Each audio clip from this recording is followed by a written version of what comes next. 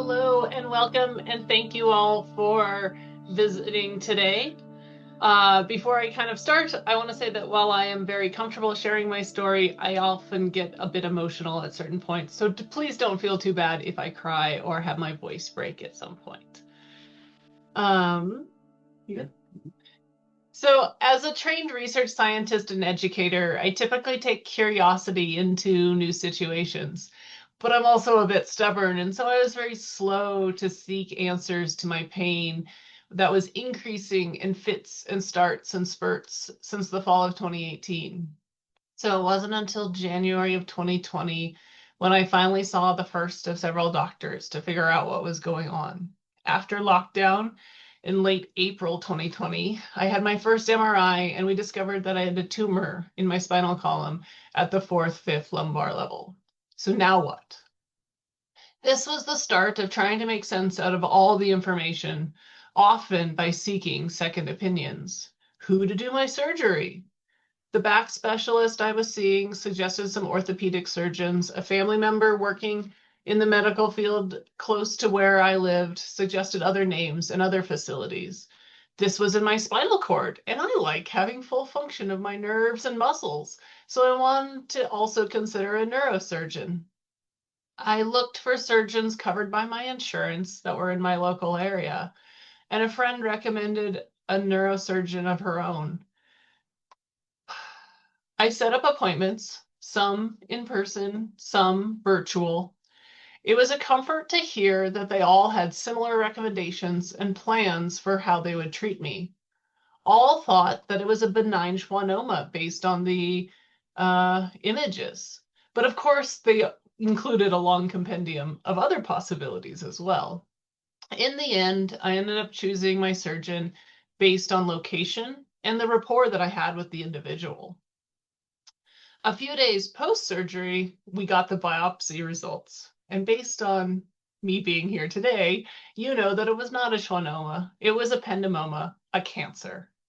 Mike is going to talk more about our quest to find out cancer care, as he is really the one who took the lead as I was in surgery recovery.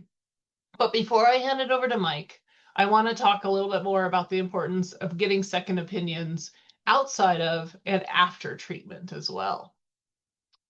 For us, there was not only the decision of where to get the cancer treatment, but auxiliary questions like family planning, cognitive changes that would impact my career, and much more.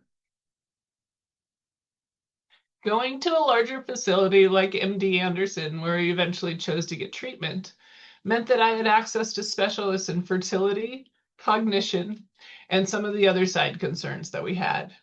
It was really important that we were able to talk to these individuals to help us make some of these life-changing decisions.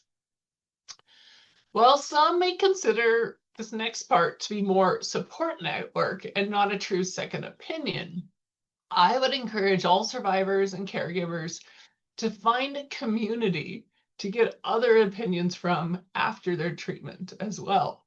It's not just looking for those second opinions on the treatment itself. There's a wide variety of support groups out there. For me, I found First Descents, which allowed me to combine my passion and need for the outdoor adventure with a community who understood what they were going through, what I was going through because of their own cancer treatment and post-treatment journeys.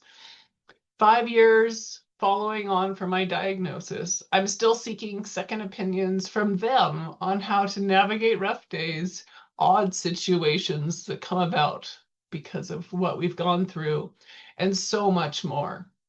So I just really encourage everyone to think about, all those options at the different parts of wherever you are at, and to find those other second opinions throughout that whole thing. And now I'll turn it over to Mike. Thanks, man. As a caregiver, my story directly interacting with cancer and ependymoma started Wednesday, June 10th, 2020, exactly 5 years ago. Day 5 of 8 of Megan's recovery in the ICU. Has anyone talked to you about your wife's biopsy results yet? The first lesson I learned was that no one needs approvals for good news, but bad news needs to wait. I'm sure many of you here have probably had a similar experience. In our case, the biopsy results were for anaplastic ependymoma, WHO grade 3, showing high amplification levels of mycin. As you can gather, we had absolutely no idea what the disease was, what that meant, or what to do. The second lesson I learned was that you cannot expect anyone to know everything, and you shouldn't. It's why you should expand your care team, your support network, and find as many second or third opinions as you can from trusted voices. Thankfully, the local neurosurgeon who was working with Megan was an incredible doctor and an incredible person. He didn't pretend he knew all the answers. He took our case to his tumor board to get a larger group's experience and knowledge. And to their credit, they were pretty spot on. Get better tests done with an MRI, and the next step could be treatment in a local area, but most likely we would need to leave the state for the best care.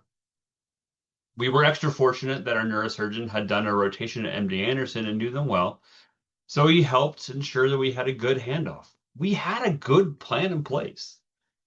But also, as a caretaker, during that entire time, I was desperate to feel some level of control. It was the height of the COVID epidemic. My wife had just been diagnosed with a cancer that pretty much was only ever described as incredibly rare. And also, I don't ever recommend trying to find prognosis stats for rare cancers on the internet if you value your mental state. It was a lot. So I dug into looking up medical research articles. And that led me to this group called the Collaborative Ependymoma Research Network. So while we were waiting for the board to convene, I reached out via the CERN portal, and within the day, I had Kim Walgren answering our questions. It's funny how memory in times of stress can have you focus on certain things over others. But Kim recommended similar hospitals, similar next steps, gave us questions to ask and things to think about. But what I remember most was the sudden and clear shift in my feelings of confidence after our conversation. For days and weeks, I've been running scared and unsure. Yes, our doctor was doing his best, and yes, the board was going to give us their best opinions. But the only thing that you ever hear about a disease is that it's rare. And when you hear that, it's hard to put a lot of stock into the game plan that comes next. CERN and Kim changed that framework. Sure, anaplastic ependymoma is rare, but they were very familiar with it. And not only that, but here are the hospitals and people to talk to that also know how to treat it. No one needs to know everything when you can tap into a network that is focused on your disease. And with multiple sets of independent, well-informed physicians giving us generally overlapping advice, I was able to start feeling confident. A second or third opinion doesn't always have to be a different course of action, but instead can just be confirming that you're doing the best you can. For me, for us, that was the thing that I remember most of all, the feeling of safety, knowing we're doing the best we could. And I'll look back on it for the weeks from June 10th until July 16th when we spoke with Kim on the phone. It's like I've been getting tossed around by the waves at the beach, only to all of a sudden put my feet down and realize there was a bottom I could stand on. And just days later, we had our appointment set in Houston at MD Anderson Cancer Center. We weren't out of the woods yet, but knowing we were heading in the right direction was literally all the strength I needed to make sure that we'd get through it. And with that, thank you very much for hearing our journey. We'll be going off camera now, but I look forward to interacting with everyone. We look forward to interacting with everyone on the chat. And thank you for joining, and thank you for listening.